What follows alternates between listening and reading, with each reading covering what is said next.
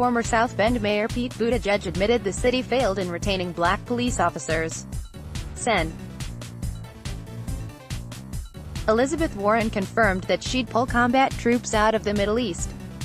And former VP Joe Biden said he wouldn't compromise with Republicans to cut Social Security or Medicare.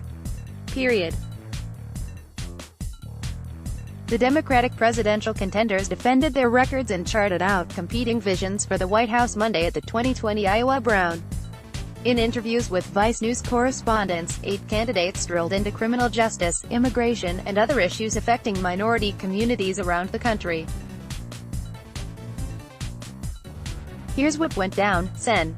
Bernie Sanders doesn't see himself as a radical. Guaranteeing healthcare to all people through a Medicare for All program, is that radical, he said. I beg your pardon, Joe Biden said the Sanders campaign is lying about his positions on entitlements. There will be no compromise on cutting Medicare and Social Security, period. That's a promise. A Warren administration would pull combat troops out of the Middle East. We've turned the corner so many times we're going in a circle. After 8 years as mayor of South Bend, Indiana, Buttigieg explained his record on race and policing. This is an area where I've admitted we're not where we want to be. Businessman Andrew Yang battles Asian stereotypes with math jokes. By poking fun at these things, we can actually see them for how ridiculous they are, is Sen. Amy Klobuchar the type of white moderate that MLK warned about. At the time, there were plenty of whites that would perhaps profess to be helpful to African Americans but were actually holding back a lot of federal civil rights legislation. That is not me. Senator Michael Bennet has no problem being the bland white guy in the room.